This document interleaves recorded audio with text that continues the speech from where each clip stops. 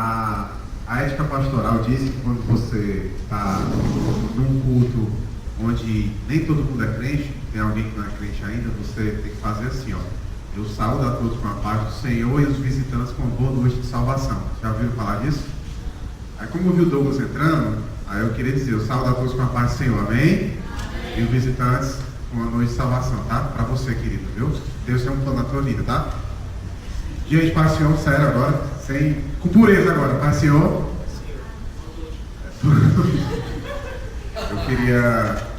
Eu queria agradecer a todos pela presença. E o tema que a gente vai falar hoje, vocês já sabem, é paixão pela pureza, tá? E eu vou tentar ser o mais objetivo possível.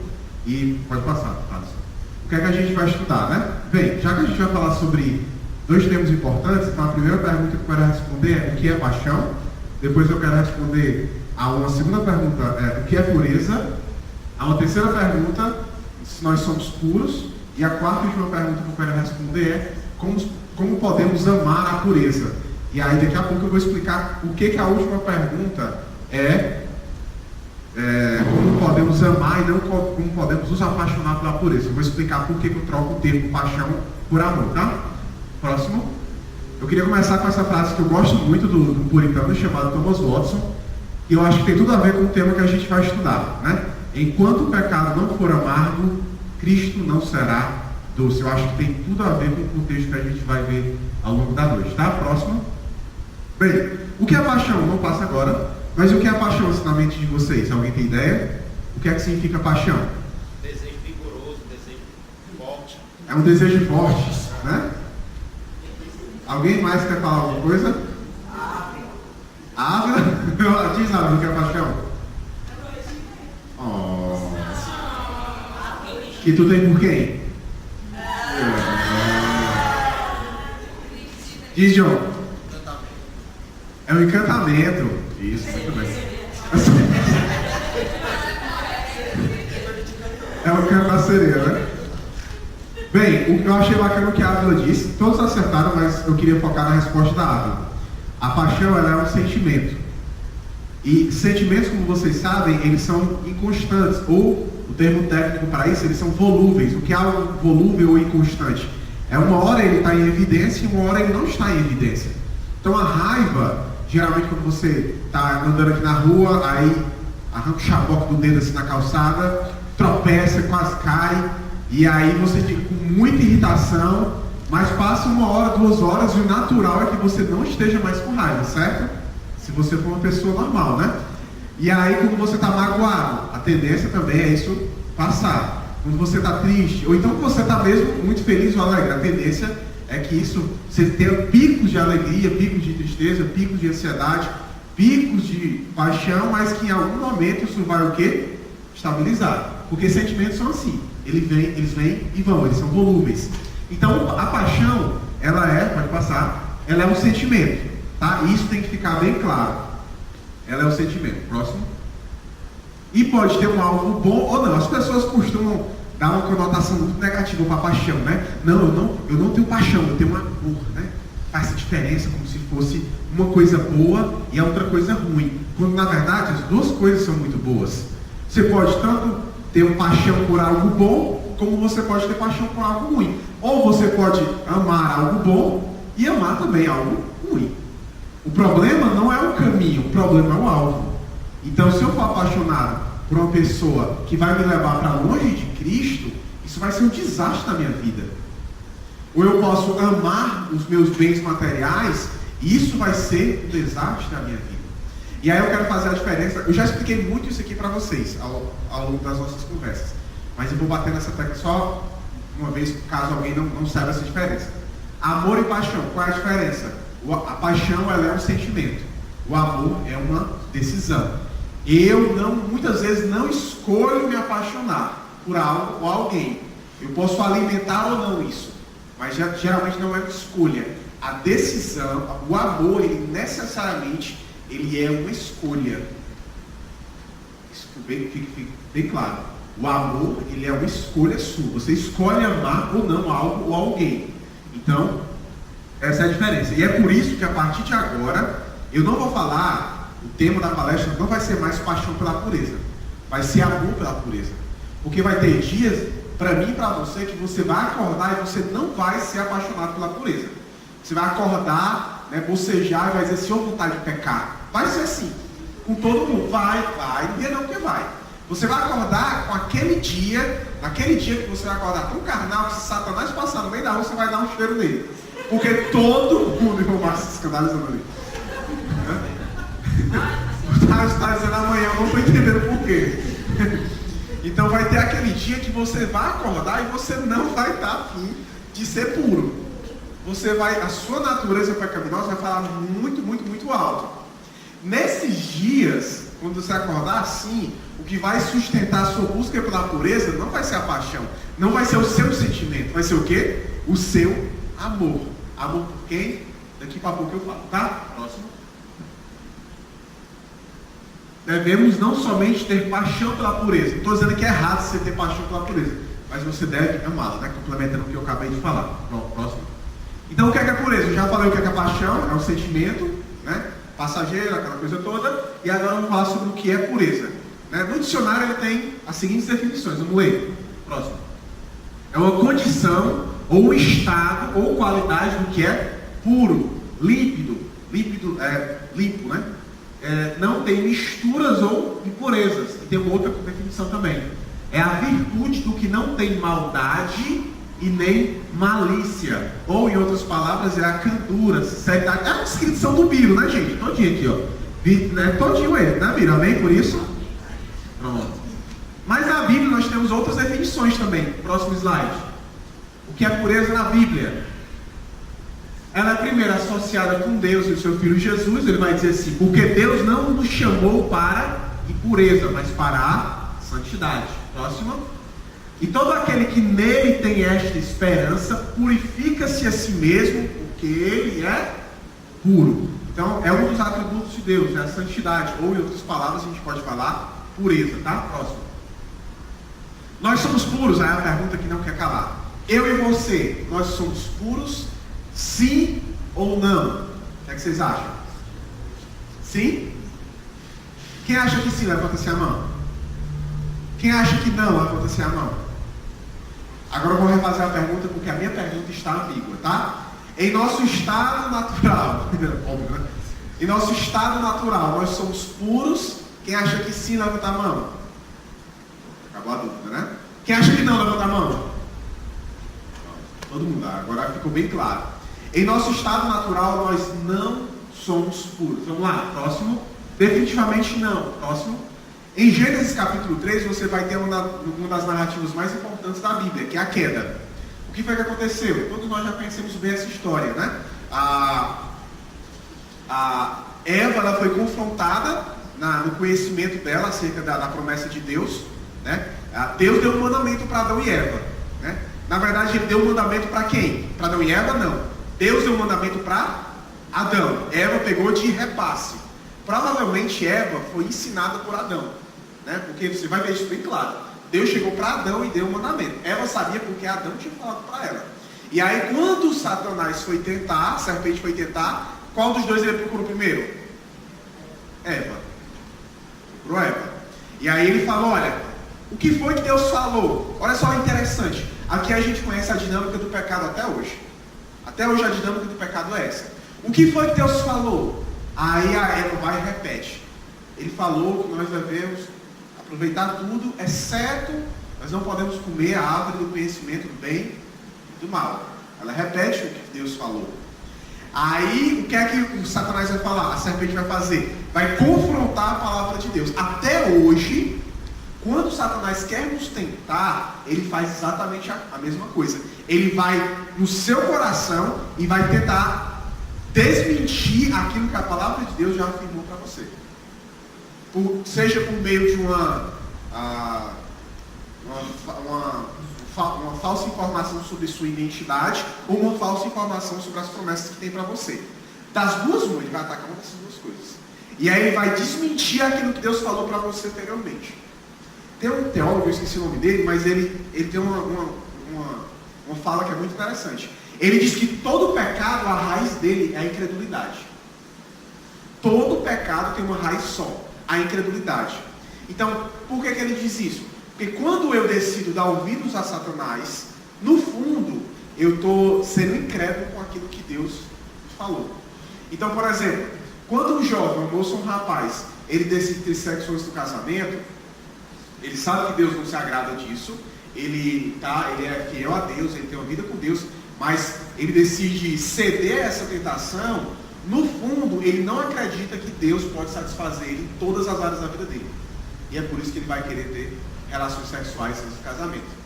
Quando ele decide mentir, quando ele decide faltar com a verdade em algum momento da vida dele, é porque no fundo ele não crê no poder libertador da verdade. Quando ele, por exemplo, deixa eu pegar um outro exemplo aqui. Bem, me fugiu da cabeça agora. Mas esses dois que eu dei já deixam bem claro que no fundo, todo pecado ele tem uma raiz em comum. Que raiz é essa? A incredulidade. O fato de que eu ainda não tenho fé suficiente para acreditar que aquilo que Deus falou, de fato, vai acontecer. Foi o que aconteceu com Eva. Deus te disse assim, olha, você está aqui no jardim e tal, você, Adão, aquela coisa toda, você pode fazer tudo, curta tudo aí que eu deixei para você, exceto coma aquilo, porque no dia que você comer, você vai morrer. Eva sabia que ela ia morrer. Aí o que a trouxa vai e faz? Ela pega e acredita no que a serpente falou. Qual foi a promessa da serpente para Eva comer? Quem é que lembra? Oi? Você será como Deus. A serpente disse assim, e sereis como Deus. E aí ela pegou e acreditou, né? Incredulidade. Próximo. Inúmeros versículos demonstram que o homem já nasce em pecado. Isso é muito, muito, muito importante. Eu li um livro que dizia que lá nos Estados Unidos eles fizeram uma pesquisa com várias igrejas evangélicas. E essa pesquisa tinha várias afirmações. E essas afirmações os cristãos iam ler e iam colocar V ou F, verdadeiro ou falso. E eram várias afirmações. Uma das primeiras afirmações que tinha era assim, ó: o homem nasce bom, a sociedade é que o corrompe. Se essa pesquisa fosse feita com você botaria V ou F? A maioria dos cristãos nos Estados Unidos colocaram V. Ou seja, eles acreditam que o homem nasce bom, mas a sociedade é que o corrompe. Isso é um pensamento pelagiano que Karl Marx, séculos depois, roubou. Sabiam disso? O Marx, a meu ver, né, só um parênteses, a meu ver, qual é a grande incompatibilidade entre o marxismo e o cristianismo? O fato de que o marxismo crê que o homem pode ser bom através da educação, através de um sistema perfeito, quando a Bíblia deixa muito claro que não. E aí, muitos crentes hoje, não só nos Estados Unidos, essa realidade você encontra aqui também. Você encontra aqui também. Eu estava conversando com a Raquel, e ela estava falando de uma amiga dela no trabalho, que abriu a boca e disse assim, eu pecado, ela é uma cristã, né? De uma igreja que eu não lembro qual é. Aí ela disse assim, eu pecado? Não, eu não tenho pecado. Eu não peco mais, né? Eu não tenho pecado. Eu sou santa. Deus me fez santa, eu não peco mais. Rapaz, 1 João diz que se nós dissermos que não cometemos pecado, nós mentimos, e a palavra de Deus não está em nós. É uma ignorância isso aí. Então, diga, irmão Max. Já está falando aí, o pastor Everton, na palestra dele, falou uma coisa que eu não entendia bem. Eu via quando Israel tinha um rei mau, ele levava todo o povo ao pecado, a idolatria e tudo. Mas o Everton falou na palestra dele que era o seguinte: o rei não era muito bom, não, mas só fazia aquilo que o povo queria. Entendeu? O povo já tinha raiz. Né? Sim. E o rei só adotava o que eles queriam. Entendeu? A culpa não é totalmente do rei. O povo já queria realmente o pecado. Né? Mas tinha um que adotava tudo. Essa realidade de Israel, ela é algo até hoje, que pode ser encontrado até hoje. Você vai ver, qualquer igreja, o corpo da igreja, ela sempre vai ser um reflexo muito forte do líder da igreja. Então na maioria das congregações evangélicas, o líder da igreja, o pastor da igreja, ele exerce uma função de influência muito forte sobre o corpo. E isso é positivo. Por quê? Porque se um líder for um homem de Deus, isso vai levar os crentes a buscarem mais ao Senhor, porque eles vão ver no exemplo do líder máximo uma santidade a qual eles vão buscar também. Os reis de Israel, quando eles eram muito mundanos, o culto perdia totalmente a importância dentro da vida da nação. E aí o que acontece? Quando o culto perdia a nação já se desviava facilmente, porque nós somos naturalmente ruins e a gente sempre vai ter um chamego para o pecado, que é uma coisa incrível. Nós sempre vamos ter um chamego para o pecado, isso é certo, né? A gente nunca vai parar com isso. É por isso que a gente tem uma guerra constante. O John Wesley, um pregador inglês do século XIX, que ele foi um grande homem de Deus. John Wesley foi um cara fantástico, né? Fantástico. Ele fundou um movimento que até hoje existe, ele é muito bom, que é o movimento metodista. Eu acho que você já deve ter ouvido falar. O movimento metodista de John Wesley. E é muito bacana, ele deixou uma contribuição muito legal, mas ele deixou uma teoria que até hoje influencia muitas igrejas, que é muito errada, que é a teoria da perfeição cristã. Já ouviu falar da perfeição cristã?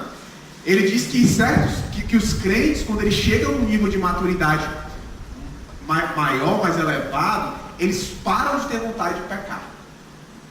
Eles não têm mais o desejo de pecar. E eu acho isso uma mentira muito grande. Eu não vejo base bíblica em nenhum momento para isso, né? Mas vamos lá, voltando ao que o irmão Marcos falava, né? Então, os líderes, eles exercem muita influência sobre a igreja. O pastor Pedro, ele é uma liderança muito forte. E ele exerce essa influência sobre toda a igreja. Agora o pastor Pedro é um homem de Deus. Pega o mesmo exemplo numa igreja onde um líder, o pastor, é um homem carnal e mundano. Você acha que a igreja vai ser espiritual? Qual é a probabilidade da igreja ser espiritual? Se nós tivéssemos um pastor materialista, que gosta de andar só com o carro do ano, que dá bom valor ao dinheiro, que ganhasse 15 salários mínimos da igreja, você acha que a nossa igreja seria o que ela é hoje ou seria diferente? Diferente. Com certeza muito diferente. Você chega em qualquer uma dessas igrejas neopentecostais, tem várias aqui no Conjunto Ceará. Os pastores só falam de bens materiais, dinheiro e prosperidade. Veja o que é que está na boca dos crentes. A mesma coisa. É a mesma coisa. Se o pastor só fala de cura, de palavra profética, de determinar isso, aquilo, vá falar com os membros da igreja dele. É a mesma coisa. Por quê? Porque o mundanismo atrai mundanismo. Gente mundana atrai gente mundana. Pode prestar atenção. Quando chega um crente bode na igreja, o que é que eu quero dizer que é um crente bode? É um crente que não é convertido. Não é um evangelho, né? Ele é só evangélico, só isso, não é nada mais. Chega, de vez em quando vem, né? Chega uns, né? Chega um crente desse que é bode, ele chega, você acha que ele vai procurar os crentes mais espirituais da igreja? Para um jovem que ainda não nasceu de novo. Ele chega aqui na nossa mocidade, a nossa mocidade tem os crentes que são espirituais, que são carnais, né? Tem. Todo grupo tem assim. Não aponta o Bíblia, não, Paulo. Você acha que um cristão, cristão não, né? Um crente que é desse, carnal, você acha que ele vai chegar na nossa igreja e vai procurar os jovens mais espirituais? Não. Não vai. Não vai. Ele vai procurar os carnais. Ele vai procurar aquilo que ele encontra identificação. Então o crente carnal, ele vai se identificar com o quê? Com outro carnal, igual a ele. Tá entendendo? É por isso que quando chega uma moça ou um rapaz dizendo assim, eu não acredito que o Ciro é o Ciro ali fora, não. É o Ciro ali fora. O Halima, né, gente? Aquela cara que é brilhando. Quando ele entrar, vamos bater palma? Só para homenagear a beber água, né, gente? Fala de criticar, não. Eu não disse isso, só ouviram, tá? Não fala isso. E tá filmado, né? Tem que editar essa parte, né? Corta aí, produção. Tô brincando, não. Olha o Ciro chegando! Ciro, diante de Deus, eu tava falando de crente carnal na hora e tu chega, cara. Como é que pode um negócio desse?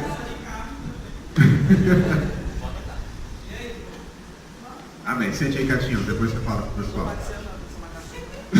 É paz e graça, né, agora? Vamos lá.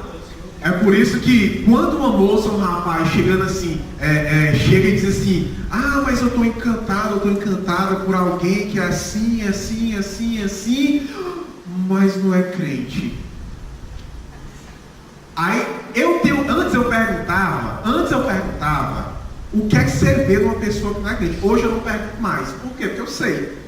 Quando uma pessoa crente se encanta por alguém que não é, eu já sei o que é que chamou a atenção. O quê? O mundanismo. O mundanismo na vida daquela pessoa chamou a sua atenção. Por quê? Porque o mundo atrai o mundo. Um dia desse, uma jovem chegou para mim e perguntou qual é a fórmula não.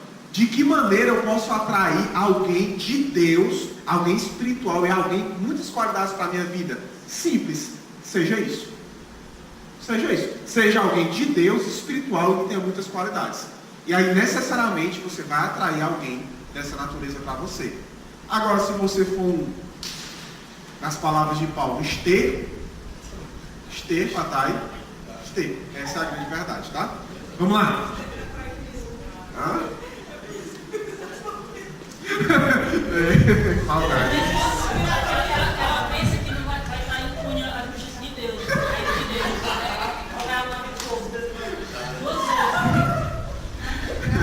Ela tirou a noite para te zoar, foi hoje.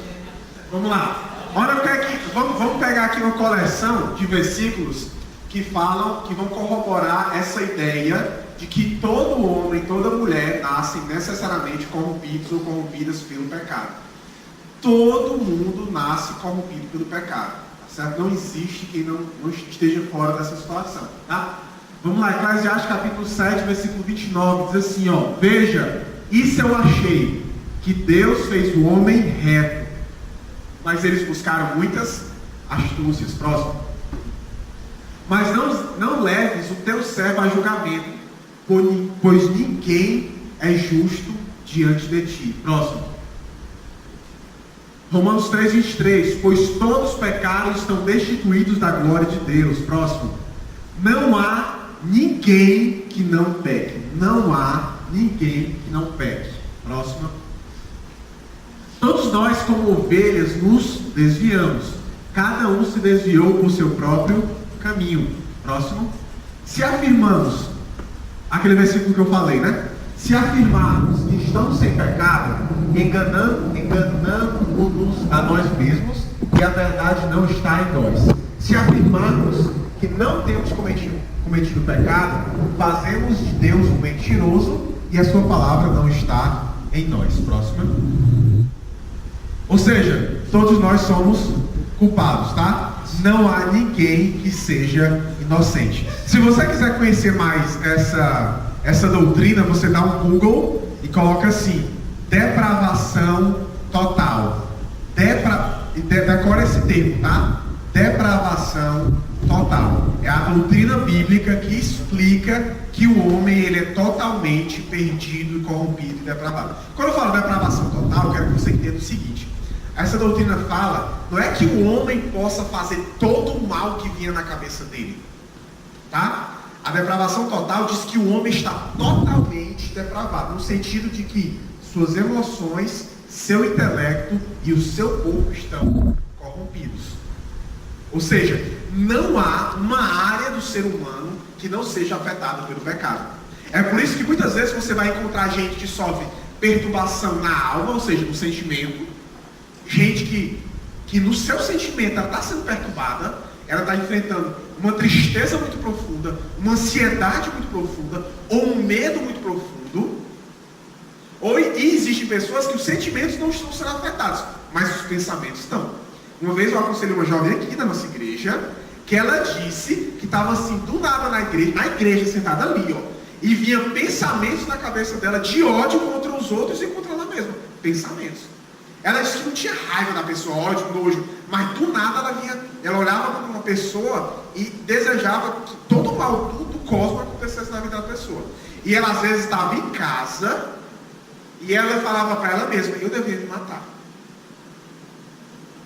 Eu deveria me matar. Vinha esse pensamento na cabeça dela. Então eu quero que você entenda: tanto as emoções como o nosso intelecto estão afetados pelo pecado. estão afetados pelo pecado. E não existe nenhuma área que não esteja, tá? Vamos lá. Agora a última parte, né? Como é que eu e você podemos amar a pureza? Eu já falei o que é paixão, o que é amor. Eu já respondi a pergunta se nós somos todos puros. Eu já falei também sobre o que é pureza, né? Já falei sobre isso. E agora eu vou falar como é que eu e você podemos então amar a pureza de Deus, né? Vamos lá. Primeira forma de amar a pureza é a luz das Escrituras. Próximo. Como pode os jogos... Esse versículo é muito conhecido, né? Muito. Oi. Eu defini paixão como um sentimento e amor como uma decisão. Obrigado por confirmar. Eu já estava com medo aqui. É porque eu tinha visto, acho que Pode falar. Acho que eu tinha visto um diálogo, acho que era esses crentes que vocês gostam, né? Esses John Piper, esse pessoal aí, meu doidão. Estavam os três discutindo sobre relacionamento, sobre amor. Eu sei que vídeo é esse. É um vídeo sobre casamento preto e branco, né? Eu acho esse vídeo muito legal. Porque o pessoal diz que o amor é que sustenta o relacionamento, não é o amor. É o J. Carson, é o Piper e é Igualzinho o o Paulista, o pai, o Picasso e o Timothy Keller. Timothy Keller. Então, Esse santão, né? Porque eu achei muito legal, porque você pergunta para qualquer pessoa de outras igrejas, se é o que sustenta o teu relacionamento, o amor. Não, peraí, não, calma. Eles falam, deixa eu corrigir. Será? Vai. Pelo que eu entendi, não é o amor, porque o amor é inconstante. Mesmo você sendo casado com a Gleicinha, tem um momento que seu amor tá aquele avô da pele, e tem um momento que tá. Não! Oxe, besteira, gente. Se desestabiliza, cara. Tem que aprender aqui mesmo. Tem que aprender aqui mesmo. Vamos parar com Fecha os ouvidos, Então, tipo assim, mas na verdade não existe essa inconstância no amor? Sim, não, mas é porque, calma, deixa eu explicar. Quando eles falaram isso no vídeo, e eu falei aqui também, eles estavam se referindo à paixão. Exato. É porque eles falam, é porque eles não usam a diferença entre paixão no vídeo. Coloquem, gente, esse vídeo é fantástico, é 5 minutos e meio. É uma conversa entre esses dois pastores. O nome do vídeo é Casamento e Amor. É 5 minutos, é fantástico esse vídeo. E aí eles explicam exatamente o que eu falei mais cedo. Um casamento, ele não se sustenta no sentimento, né? As pessoas falam assim, às vezes, quando vão se divorciar, né? Eu estou me divorciando porque o amor acabou. Não, o que acabou foi a paixão. E ela ia acabar, com certeza. Mas é importante fazer essa diferença, né? O que acaba é a paixão, porque ela é um sentimento. O amor, ele vem da aliança, é uma decisão. E aí ele vai dizer o seguinte, quando eu faço uma aliança com uma mulher, ou a mulher faz com um homem, ele está fazendo a mesma aliança que Cristo fez com a igreja. Por isso que a Bíblia vai lá em Efésios 5 comparar essas duas alianças. O homem e a mulher, Cristo e a igreja. Você acha que Cristo olha para você e fica assim, como ele é lindo, muito apaixonado? Só na música do Diante do Trono, na vida real não existe isso. Deus olha para você e fica, por que Deus não age dessa forma? Porque em nós não há nada de amável. É uma dura realidade. Deus olha para você e não vê nada de amável em você. E é por isso que Cristo foi necessário. Para que Deus olhasse para você e por meio de Cristo você prestasse para alguma coisa. Porque se não fosse por ele, você não prestava. É isso que na Bíblia se tem um termo. Justificação. É quando Cristo se coloca no meio entre eu e Deus. E quando Deus olha para mim, ele vê Cristo no meio. E a santidade que Cristo é derramada sobre mim. E aí Deus vê Cristo em mim e aí ele passa a minha. Vocês estão entendendo isso? Então o vídeo que ele falou, ele faz essa diferença, né? Um casamento, ele não se sustenta pela paixão, mas pelo amor. E o amor é o quê? Uma decisão. É a decisão que você faz no momento que você faz o quê? A aliança. Né? Você faz a aliança. E aí é muito interessante, ele fala muitas coisas legais. Uma delas é o seguinte, ele diz assim, né? Cada um tem mais de 30 anos de casado, ele vai falar assim, nesses 30 anos de casado, eu já fui, minha esposa já foi casada com 5 homens diferentes. Todos eles eram eu. E a única coisa em comum que eles tinham é a decisão de ser fiel a ela. Achei muito interessante isso, né? Muito interessante. Então, no casamento todo mundo vai mudar. Eu, daqui a 10 anos, não vou ser o mesmo marido que eu sou para a Gleicinha hoje. Não vou ser. Eu espero ser melhor, né? Mas você nunca vai ser. Né? Nunca vai ser. Nem a Débora vai ser o Thiago. Nem você vai ser, nem você vai ser a mesma Catiesa também. Ninguém. Você sempre vai mudar, porque você vai amadurecer, você vai ficar mais... enfim, vai mudar muita coisa na sua vida. O que é que tem que ser igual? É a sua decisão de ser fiel a Deus e a sua esposa ou ao seu marido. E o amor é a decisão. Vocês estão entendendo? Vou dizer uma coisa para vocês, né? Isso não tem nada a ver com o tema, mas eu vou dizer duas coisas para vocês, já que o Ciro falou de casamento, né? Tem duas mentiras que o diabo tem colocado na boca dos crentes quando eles vão se divorciar. Duas mentiras. Satanás bate palma e fica de pé quando o crente fala isso. Primeiro, o amor acabou. Não existe isso. Segundo, incompatibilidade de gênios. Isso é uma mentira. Agora eu pergunto para você, quem é compatível com você? Quem é que é compatível com você? Me diga uma pessoa que é compatível com você.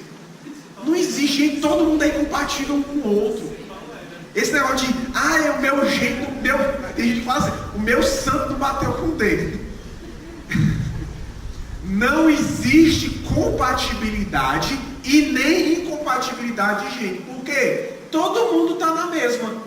Todo mundo é pecador tentando prestar. E no barco está Jesus tentando não deixar a gente se afogar. Então, o diabo colocou esse negócio de incompatibilidade. Não existe isso, tá? Não, isso é uma mentira que Satanás colocou. E tem muito crente acreditando nessa. Tem muito crente acreditando nessa. Então, isso não existe não, tá? Próximo. Próximo. Praticando a confissão de pecados. Próximo versículo. Se confessarmos os nossos pecados, Ele é fiel e justo para perdoar os nossos pecados e nos purificar de toda injustiça. Quando a gente fala de confissão de pecados na igreja evangélica, os crentes dão os 2 passos para trás. Por quê? Porque a tradição católica deturpou a confissão de pecados. Confessar pecados é bíblico demais. Tiago capítulo 5, versículo 16. Confessar os vossos pecados uns aos outros para que sejam, quem é que sabe? Quem é que sabe? Curados. A confissão de pecado é uma disciplina espiritual. O problema da igreja católica é que eles transformaram em sacramento. O que é sacramento? É como se aqueles tivessem um poder sobrenatural de quase salvação. Sacramento é algo desse tipo, né? Eles transformaram em sacramento. E não é um sacramento. É somente uma prática de disciplina espiritual. Como se fosse mais ou menos a oração. A oração é disciplina espiritual. E a confissão de pecados também. E eu vou dizer uma coisa para vocês. Existem alguns pecados que são crônicos. O que é um pecado crônico? É aquele que você jamais vai vencer sozinho. Você só vai vencer se você pedir ajuda a alguém. E aí eu vou colocar um pecado nessa categoria, que eu vejo ele perturbando muita gente, e só consegue vencer quem pede ajuda. E aqui vai mais para os rapazes, tá? A pornografia.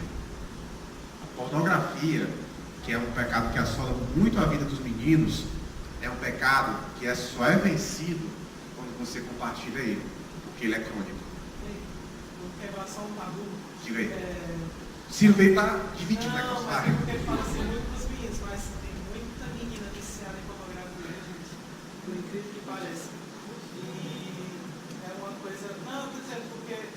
Meu Deus! Não, mas é porque você vê muita... Eu tive uma experiência de um jovem confessar coisas pesadas para mim lá na igreja, e eu aconselhar ele. E na minha cabeça veio muitas coisas, tipo, Deus realmente mostrando o que é para falar na Bíblia e o discernimento de muitas coisas. Que diz assim, ou essa pessoa teve isso ou fez isso. Por incrível que pareça, tinha a ver com a pornografia. Um adolescente de 14 anos viciado em pornografia. Moça, filha de pastor. Eu acredito, sim, claro, né? Mas, mesmo que existam, vai ser um problema predominantemente masculino, sempre. Né? Ainda que existam, moças estão enfrentando essa dificuldade. A prática da confissão de pecados, ela vem para ajudar a gente em relação a pecados crônicos. O pecado do ressentimento. quando você tem uma mágoa acumulada de muito tempo com a vida de alguém, você só vai vencer isso com o outro. Só vai vencer isso com o outro. Eu tive problemas de ressentimento no passado com uma pessoa que eu tive que, para eu vencer, e isso foi me corroendo por dentro por muito tempo, e isso só curou quando eu sentei com a pessoa, nós colocamos tudo em pratos limpos, tudo, foi uma conversa por muito tempo, tudo em pratos limpos, e no final nós oramos. Pronto. Naquele dia, aquele pecado foi vencido. Naquele dia, aquele pecado foi vencido. Aí você sai até mais leve, né? Eu saí mais rápido naquele dia, porque o pecado escorreu assim pela... Mas você vence só desse jeito. E existem outros também, que são dessa mesma categoria, né? Então, confessar pecados não é só algo que é da igreja romana, mas nós, como igreja de Cristo, precisamos praticar. E aí eu pergunto, eu quero que você responda. Quem é a pessoa para quem você confessa os seus pecados mais difíceis de tudo? Nem todos você vai fazer. Mas quem é a pessoa para quem você confessa os seus pecados? Se não existe alguém, chegue em casa, ore e pense, e peça direcionamento de Deus para lhe mostrar uma pessoa madura a quem você possa recorrer no momento que você precisar se confessar. É estranho, né? Falar se confessar, mas é isso mesmo, se confessar. E tem o conselho bíblico, né, Thiago? E madura, exato. Porque se for uma pessoa que tem a maturidade, mas usa o que o mundo, conhecimento natural do mundo, aí não vai adiantar de nada. Exatamente, né? Procure alguém maduro, alguém que tenha conhecimento bíblico que vá de fato ajudar você. Porque tem gente na igreja, a pessoa deveria ter uma noção da vida, né? O jovem, a moça, o rapaz, eu podia pensar assim, bem, eu não sou muito normal da cabeça. Então eu tenho que procurar alguém que seja, né, normal, crente, maduro, para eu me aconselhar. A pessoa não é normal da cabeça, vai procurar quem? O outro mais doido que eu. Tá entendendo? Aí qual o conselho que o cidadão dessa vai dar? Gente do céu. A pessoa vai te afundar ainda mais, vai pisar em você e vai dançar break em cima da sua alma com o conselho tão ruim que ela vai dar. Diz aí também, se tu quer levantar.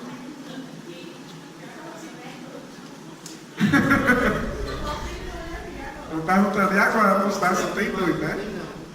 Não existe essa hipótese,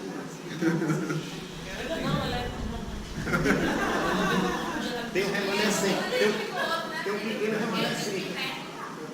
Ainda existem no remanescente Israel, tá? Ainda existem os normais. Diz, Letícia. Né? Então, gente, vocês fazem o seguinte, vocês procuram o Gabriel, né, que estava se oferecendo dia desse.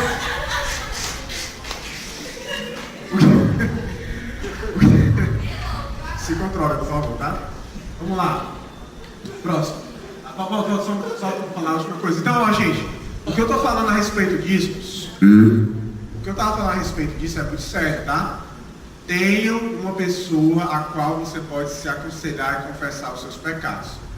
Precisa ser necessariamente o pastor, o Tiago? Não. Na igreja do Senhor, todos nós temos essa capacidade, né? Os que são maduros e crentes, todos têm essa capacidade de exercer essa função. Todos. Não é uma tarefa só dos líderes. Se numa igreja somente os líderes aconselham, essa igreja está muito mal. Está muito mal mesmo, tá? Peraí, Letícia, diz aí. Vai ter pecados crônicos que a gente não vai vencer nessa vida. Tipo, a gente vai morrer com esse pecado. Tipo, eu cito Paulo, espinho na cara. E também expurge a depressão, e morre com depressão. Eu acredito que existem pecados que você jamais vai vencê-los completamente. Eu acredito nisso. Eu acredito. Que eles vão acompanhar você pelo resto da vida. Você vai vencer as batalhas contra ele, mas as guerras não. Quem vai vencer a guerra contra ele é Cristo só, você não. E o espinho na carne é o melhor exemplo que tem, né? Diz, Letícia. Fala alto. Se eu sou uma pessoa que não tem intimidade com tipo assim, se eu sou uma pessoa que não tem intimidade com você e eu tenho vocês não faz nada, pode conversar com Deus? Não. Não, quer que você pode? Claro, né? Não, peraí, deixa eu explicar. Buguei, né? Agora, calma. É porque pode, claro, deve. Tudo deve se confessar para Deus. Mas existem situações, Letícia, em que você vai precisar de alguém que acompanhe você, né? Não estou dizendo com isso que Deus não será o suficiente, mas é que nós vamos precisar da ajuda de alguém que nos acompanhe, o calor humano que chore ao nosso lado e se alegre ao nosso lado com as nossas derrotas e vitórias. E é por isso que Tiago 5,16, eu já citei ele nesse instante, vai dizer: confesse os pecados uns aos outros. Existem vários versículos na Bíblia, vários, dizendo que você tem que confessar os seus pecados a Deus. Óbvio. Mas existem também aqueles que dizem que você tem que confessar aos outros. Se a Bíblia fala que tem que confessar aos outros, é porque tem algo por trás disso que é espiritual. E que Deus vai trabalhar em você em relação a isso. Entendeu? Então, eu não tenho intimidade com a galera. Cure isso primeiro, então encontre o conselheiro. Né? Se você não tem intimidade, já é com a turma da igreja, isso aí já é um outro problema. Qual é o problema? Falta de comunhão. E aí, na verdade, já vai ser um outro pecado. Está entendendo? Não ter comunhão com o corpo de Cristo já é um outro pecado. Que aí você vai ter que tratar também. Né? Tu entendeu, Letícia? Vamos lá. Fugindo da carne, né? 2 Timóteo 2,2 vai dizer assim: fuja dos desejos malignos da juventude e siga a justiça, a fé, o amor, a paz com aqueles que de coração puro invocam ao Senhor. E em relação aos nossos desejos malignos, a gente não brinca com eles, a gente foge. Sempre que a gente brincar ou disputar com o pecado, a gente perde. Não existe essa brincadeira de disputar com o pecado, porque o pecado sempre vai vencer você. Então, quando se trata da nossa natureza, o conselho bíblico é: fuja para as colinas, porque o negócio vai pegar, tá? Diz, Esther. E, tipo, até depois que ela falou, eu comecei a pensar no negócio. Se eu não tivesse intimidade e eu for pecadora, assim, tipo, eu já não suporto mais o meu pecado, mas eu continuo nele, porque geralmente é assim, né? A gente continua no mesmo pecado sempre. E eu acho que a única maneira de eu conseguir me tornar pura de novo é se eu for lá no mundo, quebrar a cara e conseguir voltar. Olha, isso acontece. O problema é que você não pode bolar essa estratégia. Tipo assim, essa estratégia você não pode conceber ela, não é algo que tem que partir de você. Você tipo, não pode maquinar na sua mente. Eu vou lá no mundo quebrar a cara para Jesus trazer. Não, você não pode pensar assim. Deus trabalha dessa forma. A minha história é essa. Eu nasci na fé, fui ensinado como você foi, nos caminhos, mas quem nasce na fé, não todos, mas tem gente que nasce na fé e que tem uma curiosidade pelo mundo, que é uma coisa terrível. Aí você tem que ir para o mundo, aí você vai para o mundo, você quebra o seu focinho, aí você volta. Aí Deus faz isso que você está falando. Mas não é algo que você pode bolar, eu vou fazer isso. Porque aí você está cometendo um pecado deliberado. E aí você tem que se arrepender de ter pensado isso. Tá entendendo? É tipo assim, só um minuto, Nathalie. É tipo assim, eu vou cometer esse pecado agora, mas antes de dormir eu vou pedir perdão ao Senhor e Ele vai me perdoar. Funciona?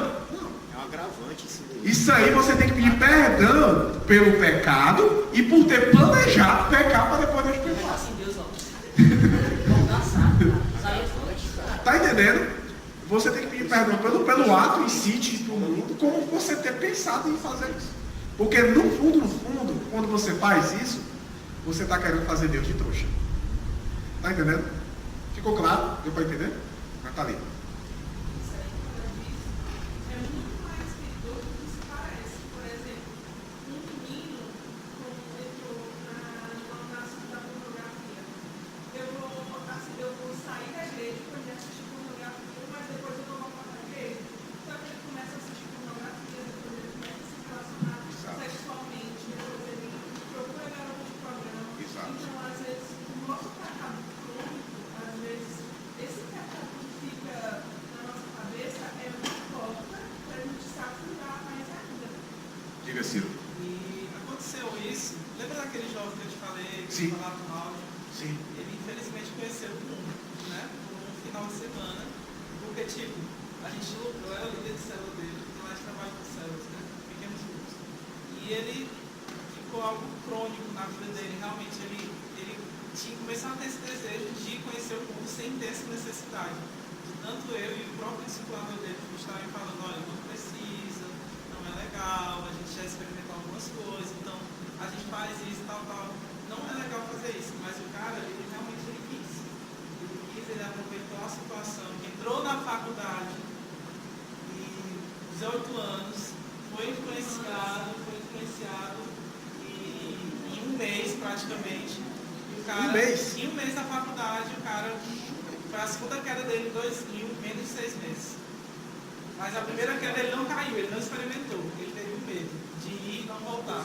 Aí a segunda vez ele foi, voltou machucado, tipo um final de semana, quase ia ter relação sexual, mas Deus ainda é tão misericordioso que no momento que ele ia fazer com a menina, Deus fez ele lembrar da mãe dele, ele desistiu.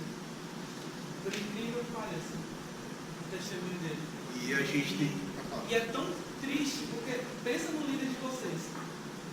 O líder de vocês sempre aconselhando vocês que não é bom fazer isso, não é legal fazer isso, não façam isso. E ele estava no casamento, ele dizendo assim, eu provei isso, fiz isso. Eu disse, cara, eu não queria ouvir esse tipo. Porque de tantos conselhos que eu já te dei em relação a isso, eu me sinto inútil de estar ouvindo isso na tua boca. Mas eu sei que a culpa não foi minha. A parcela de culpa foi sobre que você escolheu fazer isso.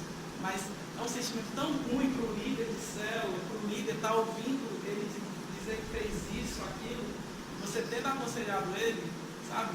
É estranho esse sentimento. Você fica realmente, poxa, será que eu deveria ter feito mais? Mas não, eu sei que eu fiz o meu melhor. É quase como se fosse uma pedrinha no meio do seu caminho que você tropeçou, só que depois dessa pedrinha tinha tipo um desfiladeiro. É um bola de neve.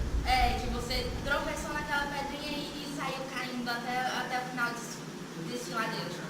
Diz, Nathalie. O maior problema não é você cair e voltar. Eu acho que Deus, ele recupera a nossa pureza, né? Mas depois que você sai, que você pega, que você volta, não é mais a mesma coisa. Não, exato. Porque você pode ter o desejo do seu coração de você nunca mais fazer aquilo. Mas a lembrança do que você fez, Exato. o desejo de você nunca ter feito isso na sua vida, não vai passar. Exato. Eu acho que é isso que as pessoas têm que... Porque você nunca vai ser a mesma pessoa. Paulo. Não adianta. Você bota no seu coração que você não vai fazer aquilo. Mas você vai lembrar todos os dias, todas as vezes que você fez. Exato. É muito importante isso aqui. Eu também acho uma estratégia muito perigosa. Mais alto já. Eu também acho uma estratégia muito perigosa essa. Já vi muitos jovens com esse pensamento não voltarem. Deus pode punir o pecado com mais dureza de coração, para a pessoa ficar mais impenitente, mais dura, até ela ir direto no precipício Vamos lá. da condenação. E agora o que o Thiago falou aí, quer dizer, tu voltou em alguns voltaram, mas eu acho que a grande maioria. Eu conheço gente que não voltou. Eu conheço gente, jovens, que foram da mocidade do meu tempo, que foram para o mundo e já morreram. De formas cruéis. Vou citar dois, não vou dizer nomes, talvez só os mais antigos conheçam, mas um deles estava descendo aqui a central a 120 km por hora, o táxi avançou, o preferencial, a moto bateu no táxi, ele voou para o chão, arrebentou a cabeça dele e morreu na hora. O outro foi assassinado nos trilhos da Jurema. Está lá nos trilhos da Jurema e foi assassinado lá por 2 bandidos. Dois jovens nossos. Não são os mais antigos que conhecem, mas jovens nossos, como o Marcos sabe quem é. Que estavam aqui com vocês, vivendo tudo que vocês estão vivendo, adorando o Senhor e tal, e que caíram no canto da sereia, foram para o mundo, mas não voltaram. Tem outros que estão lá ainda, penando, tem outros como eu, que o Senhor trouxe de volta. E às vezes eu penso, no passado, eu penso muito no que a Nathalie falou, né? Deus, ele purifica você, mas as consequências do que você fez vão te acompanhar pelo resto da vida.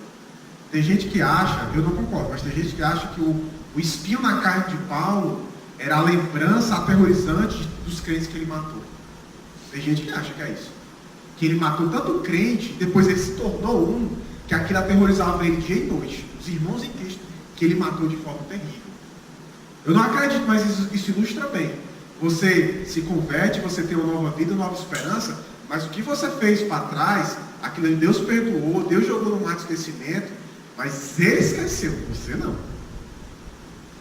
E se você estiver indo muito fundo, aquilo vai te acompanhar por muito tempo ainda. Talvez pelo resto da vida, dependendo do que você fez. Você imagina, por exemplo, alguém que matou outra pessoa e se converteu depois? Você acha que essa pessoa vai ficar o resto da vida de boa em relação a isso? Não é bem assim, não. Ou então uma menina que se perdeu e acabou engravidando. Tem várias situações que a gente pode exemplificar. Tamiris, você levantou a mão, quer falar?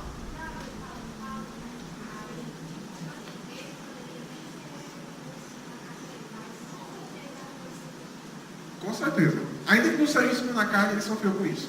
Com certeza. Não tenho dúvida a respeito disso, né? Então, assim, a dica é, não planeje ir para o mundo quebrar a cara, porque você pode não voltar, tá? Você pode não voltar e é muito arriscado. Uma versão antiga desse versículo aí, fala paixões da mocidade. Paixões da mocidade. Desejos... Aí fala, É porque é a NVI. Mas a Almeida corrigida e revisada, ele vai falar paixões da mocidade. Vamos lá, próximo. Cultivando bons pensamentos. Aí esse versículo de Filipenses eu acho muito legal. Ele vai dizer assim, ó. Irmãos, tudo que for verdadeiro, tudo que for nobre, correto, tudo que for puro, tudo que for amável, tudo que for de boa fama, se houver algo de excelente ou digno de louvor, pensem nessas coisas. Aí tem crente que dá um pulo para trás e diz assim, mas eu não controlo o meu pensamento. Não é bem assim. Não é bem assim. Tem uma frase, alguns anos atrás, foi um palestrante do nosso retiro que ele falou uma frase que me marcou muito. É o Paulo Angelini. Ele disse assim, ó, aquilo que está mais presente na sua mente, na sua boca, no seu coração, esse é o seu Deus. Então, quando você tem uma dieta mental de Deus, os seus pensamentos serão desse jeito aqui, ó. Agora, meu irmão, você não vai ter pensamentos como esse se na sua playlist tem música do Pablo Vittar. Não tem. Não dá, brother. Não dá. Você não vai ter esses pensamentos bons se o seu série favorita é Game of Thrones. Que é um pornô. É um pornô. Game of Thrones é. Você não vai ter pensamentos desse tipo se a sua dieta mental é lixo. Não vai ser. Não vai ser. Se você quer ter pensamentos bons e que na sua mente fluam coisas boas, você tem que ver o que a janela da sua alma, os seus olhos, está vendo. Então você tem que ler bons livros, assistir coisas que não sejam deploráveis, você tem que assistir pregações. Tem gente que pega as férias, cara, eu vou até escrever um artigo sobre isso, tem gente que pega as férias e se enfurna dentro do Netflix, só falta morar dentro do programa. Eu não estou falando contra séries, não. Eu assisto. Eu a gente assiste com a aula, a gente gosta. Mas o problema é que a galera assiste todas as séries do Netflix, aí você pega, qual o tempo devocional de uma criatura dessa? O cara passa o dia assistindo, aí pega Suits, pega Game of Thrones, pega o Justiceiro, pega Lúcifer, pega essa série tudinho. Aí no final do dia ele passa 30 minutos lendo. Aí um jumento desse quer ter relação com Deus. Não tem, cara. Não dá. O seu pensamento não vai ser isso aqui. Não vai ser. E eu quero deixar bem claro, essas coisas em si só não são negativas. Você pode assistir esses seriados, exceto Game of Thrones, tá? Mas esses seriados, a maioria você pode assistir. E ele não vai tirar a sua espiritualidade, não vai. Mas e aí, coloca na balança, qual o seu tempo com Deus e qual o seu tempo com essas coisas? Então, a janela da sua alma vai determinar muito o seu pensamento. O que você vê, o que você alimenta a sua mente, vai determinar aquilo que você pensa. Então, quando você chegar diante de Deus, você não vai poder dizer assim, né, Ciro? Mas eu não consigo controlar os pensamentos pornográficos. Consegue sim, é que você não quis. É que você foi um fraco. Né? Em relação a isso. Próximo. Vivendo em sabedoria. Né? Mas a sabedoria que vem do alto é, antes de tudo, pura, depois pacífica, amável, compreensiva, cheia de misericórdia e de bons frutos, imparcial e sincera. Por que ele fala sabedoria que vem do alto? Existe sabedoria que não vem do alto, sim ou não? Existe a terrena, animal e diabólica. Existe a sabedoria que não é a de Deus. Né? Existe. Você pegar, por exemplo, um rapaz, Alguém aqui assistiu um filme A Rede Social, que é sobre a história da criação do Facebook? Filmaço, viu? A Rede Social. Você pega um cara como aquele, o Mark Zuckerberg, fundador do Facebook. Aquele cara é muito inteligente.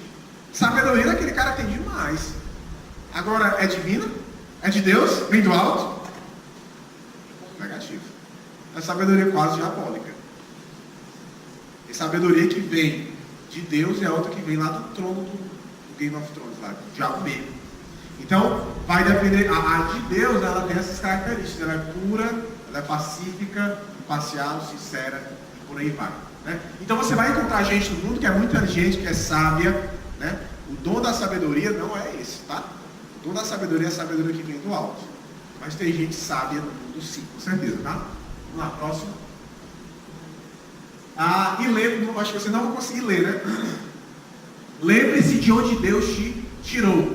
Houve um tempo em que nós também éramos insensatos e desobedientes, vivíamos enganados e escravizados por toda espécie de paixões e prazeres. Aqui ele está falando da minha e da sua vida, tá?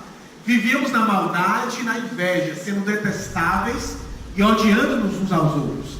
Mas quando se manifestaram a bondade e o amor pelos homens da parte de Deus, nosso Salvador, não por causa de atos de justiça por nós praticados, mas devido à sua misericórdia, Ele nos salvou pelo lavar regenerador e renovador do Espírito Santo, que Ele derramou sobre nós generosamente, por meio de Jesus Cristo, o nosso Senhor. O que é que Ele está resumindo? O que é que Ele está dizendo aqui em resumo? Um dia você não prestou. E você não prestou até o dia que Deus te salvou. E Ele não salvou por causa de você, porque você não prestava. Ele salvou porque Ele é bom. Ele é misericordioso. E Ele é gracioso. E Ele é cheio de amor. E foi só por isso que você é salvo. Que você é salvo hoje, tá? Então, se você lembrar de onde Deus te tirou, e aí eu estou lembrando do que a Natália falou nesse instante, lembrar de onde Deus tirou a gente, nem sempre causa feridas. Nem sempre. Algumas coisas que eu lembro que eu fazia, o que eu era, quem eu era, e olhar para mim, quem sou eu hoje, me deu mais esperança. Quando eu lembro quem era o antigo Tiago e quem é o novo, nem sempre isso dá tristeza, às vezes isso dá esperança. É como eu falei no culto de jovens. Lembrar do que Deus já fez nos dá esperança para saber que Ele vai continuar fazendo. Amém? Vamos lá.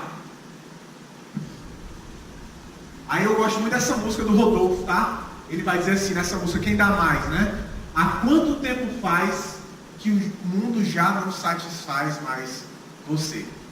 Na verdade, essa música não é do Rodolfo, né?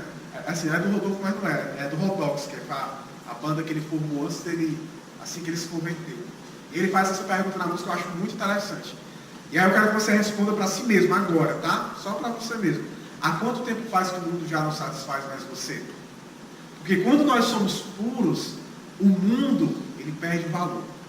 Vocês conhecem a parábola da pérola de grande valor? Né? A parábola da pérola de grande valor diz que tinha um homem que ele era colecionador de pérolas. E aí um dia, é uma parábola pequenininha, um dia ele encontra uma pérola de grande valor. E aí ele vende todas as outras e fica só com aquela. Aí você lê a parábola e não entende. Por que ele não era colecionador? Por que ele vendeu as outras e ficou só com a grande? A de grande valor? Porque a pérola de grande valor é Cristo. Quando você não tem Cristo, você coleciona pequenas pérolas, que são aqueles prazeres que o teu coração te dá. Mas um dia você vai encontrar a pérola de grande valor e ela vai te satisfazer de tal maneira, de tal forma, que todas as outras pérolas que você tem, você vai abrir mão, porque elas se tornam insignificantes para ti. E Cristo é a pérola de grande valor. E aí eu vou ler aqui um trecho de um livro chamado A Viagem do Peregrino da Alvorada, que ele vai dizer assim, ó. É um diálogo entre a Lúcia e um ratinho chamado Hip-Chip. Ela vai falar assim, ó. Você não diz nada, Hip-Chip? Sussurrou Lúcia. Não, porque Vossa Majestade acha que devo falar? Respondeu o rato, numa voz que quase todos ouviram. Os meus planos estão traçados. Enquanto eu puder, navegarei para o Oriente com o peregrino. Quando perder, remarei com o meu bote. Quando o bote for ao fundo, nadarei com as minhas patas. E quando não puder mais nadar, se eu ainda não tiver chegado ao país de Aslan, ou atingindo a extremidade do mundo, afundarei com o nariz voltado para o leste. Nesse contexto, o Hattiu Ripchip estava falando do desejo gigantesco, intenso, que ele tinha de conhecer o país de Aslan. Na simbologia do C.S. Lewis, o país de Aslan é o céu, é a nossa pátria celestial. E aí ele vai dizer que ele vai viajar com o navio até chegar lá. Se o navio não for suficiente e afundar, ele vai com o bote. Se o bote afundar, ele vai com as patas. Se as patas afundar e ele não conseguir, ele vai morrer olhando para o país de Aslan. Sou eu e você. Se nós formos puros, nós amaremos a pureza de tal forma que buscaremos ela todos os dias nas nossas vidas.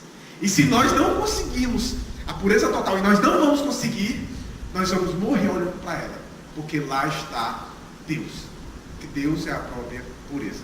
Amém? Resumindo, né? Amamos a pureza porque antes nós amamos a Deus acima de tudo, e Ele é puro. Amém? Pode passar? Obrigado. Vamos orar?